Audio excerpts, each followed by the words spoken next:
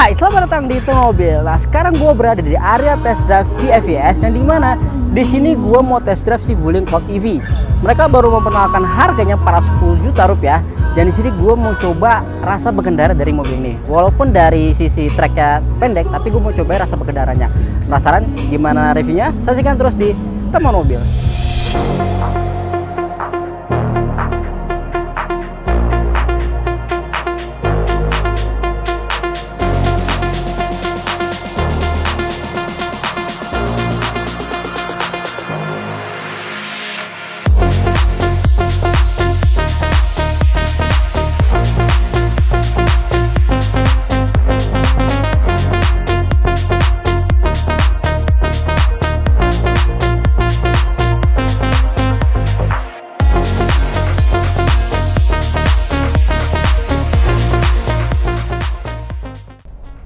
Nah, sekarang gua udah di dalam mobil Wuling Cloud EV.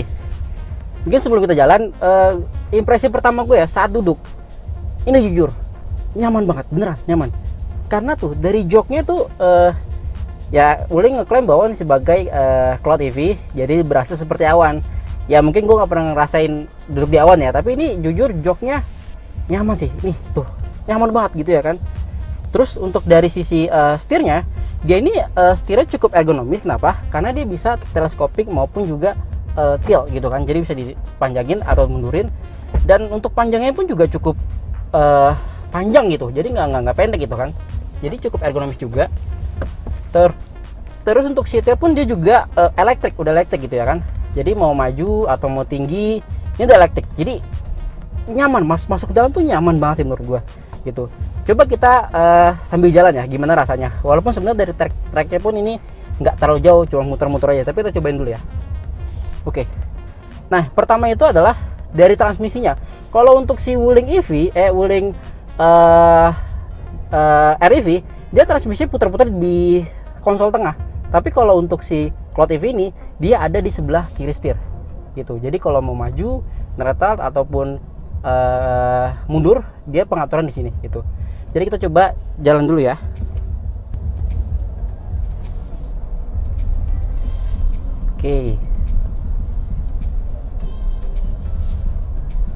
Oke. Kesan pertama tadi, ini mobilnya dimensinya cukup panjang sih gitu. Tapi untuk radius putarnya tuh cukup oke gitu. Maksudnya masih nyaman lah ibaratnya gitu ya kan, dari radius putarnya gitu. Walaupun mobilnya panjang gitu. Nah, kita lewat dulu. Dari suspensinya sebenarnya biasa aja, dibilang empuk enggak. Tapi karena mungkin ada joknya ya. Joknya tuh yang bikin nyaman tuh joknya. Jadi nggak terlalu berasa gitu untuk bagian apa namanya? Saat melewati posisi tidur gitu. Jadi kayak mobilnya tuh suspensinya nggak cukup empuk, tapi jok yang bikin empuk beneran. Joknya bikin empuk nih. Kita lihat lagi ya.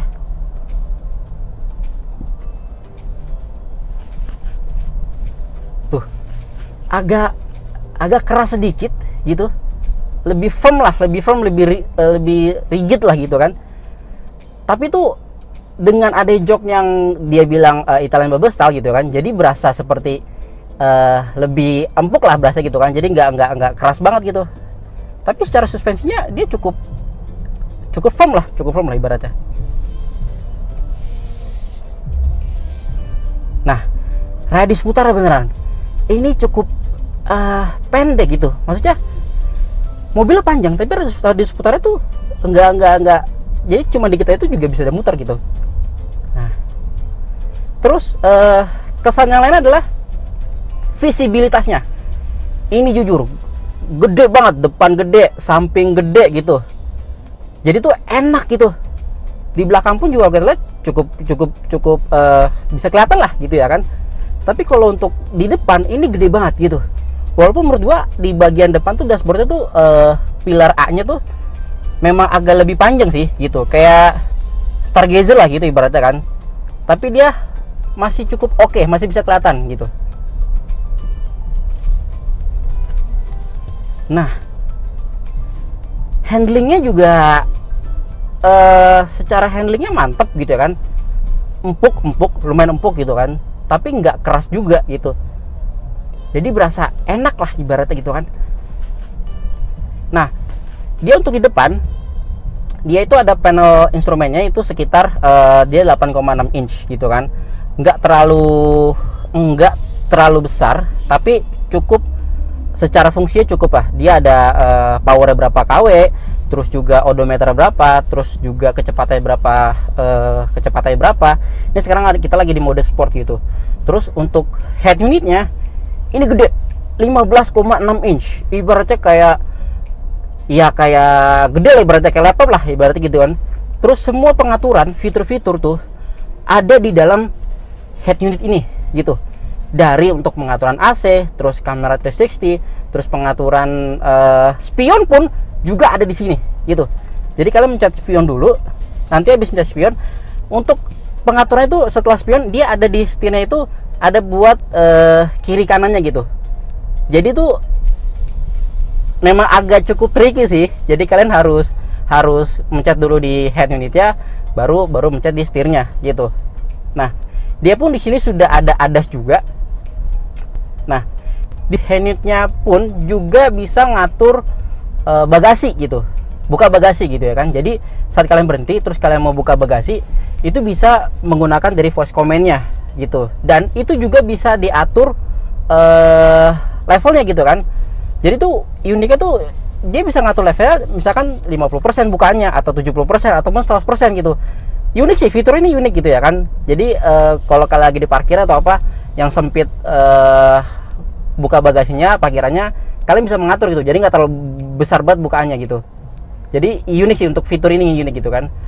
Nah, kita nggak bisa nyobain karena treknya pendek, nggak bisa nyobain secara tenaga, tapi dari tenaganya itu secara secara spesifikasi di Cina dia tuh 134 horsepower dan 200 Nm gitu. Jadi lebih besar dari punya Dolphin tuh 96 horsepower gitu kan, tapi dia lebih kecil dari punya si Atto gitu. Nah, kalau dibilang secara head to headnya, menurut gue sih Cloud EV cocoknya ke Atto sih gitu, karena secara dimensi lebih besar Cloud EV dibandingkan Dolphin gitu kan. Terus secara tinggi juga lebih besar gitu kan, tapi secara tenaganya juga lebih besar dibandingkan Dolphin. Makanya menurut gue sih kayaknya lebih cocok untuk masuk ke Atto ya, untuk lawannya ya gitu. Nah, satu lagi, dia konsol tengahnya ini simple banget, simple. Biasanya kan kalau mobil-mobil lain tuh transmisinya di tengah sini, terus ada apa namanya, ada parkir dan kawan-kawan gitu kan, banyak pencetan. Tapi di konsol tengahnya ini nggak ada apa-apa, cuman ada holder gitu kan, apa namanya, ada botol holder di sini buat naruh botol atau naruh gelas gitu ya kan. Terus juga ada wireless charging gitu, jadi bisa ngecas handphone gitu. Jadi seamless banget di konsol tengahnya ini gitu. Dan desainnya pun juga menurut gua cukup oke ya gitu ya kan, ada aksen kayu-kayu gitu ya kan gitu. Tapi memang secara yang gue malah adalah ini nyaman sih jujur. Suspensinya agak keras, tapi ini nyaman gitu. Dan untuk handling pun juga oke gitu kan, secara ergonomis juga oke gitu. Ini juga ada parking, udah ada ini nggak ada ventilasi seat untuk si joknya, tapi menurut gue cukup nyaman sih gitu. Jujur ini nyaman banget. Dan visibilitasnya gede sih, gede banget, gede. Tapi dia di sini nggak ada sunroofnya gitu kan, atau panoramic roof ya. Kalau di Cina sana tuh ada gitu, tapi ini nggak ada gitu. Tapi mungkin yang cukup disayangkan ya, bukan sayangkan lah, ini tombol fisiknya dikit banget. Semua tuh diatur melalui head unit ini gitu. Jadi ya agak repot juga sih, karena kan kalau mau ngatur AC atau apa lebih enak kan ada tombol fisik lah ibaratnya gitu kan. Ini nggak ada, jadi mau ngatur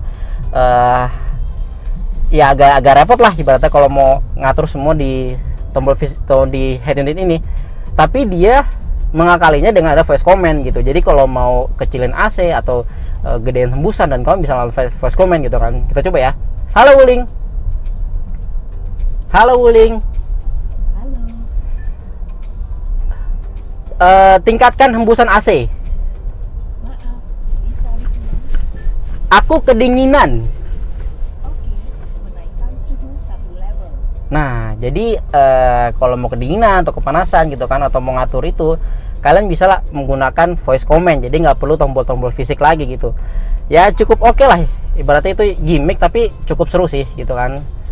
Gitu. Nah, so far itu ya, dan ini harganya tuh 410 juta. Estimasi 410 juta dengan range-nya itu 460 km yang sudah diketahui gitu kan. Karena setahu gue ada 2 varian, sama yang 510 km gitu kan. Harga segitu 410 juta gitu kan, lebih murah dibandingkan Dolphin yang 425 juta gitu. Dan Dolphin pun juga dia untuk kilometer 410 km gitu kan.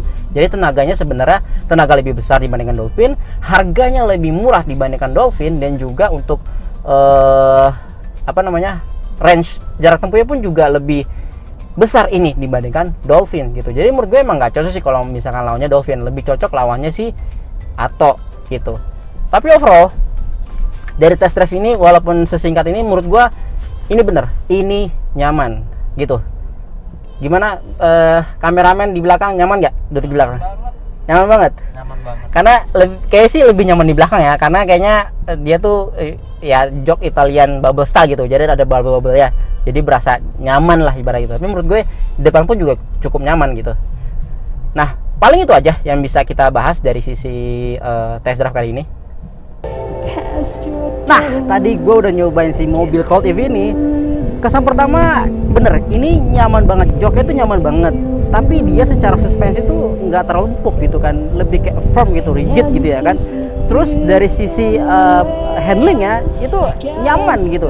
Tapi sayangnya memang dia selalu untuk semua pengaturannya itu melalui head unit gitu kan. Tapi bisa diatur dengan voice command, misalkan nyalain AC dan kawan-kawan.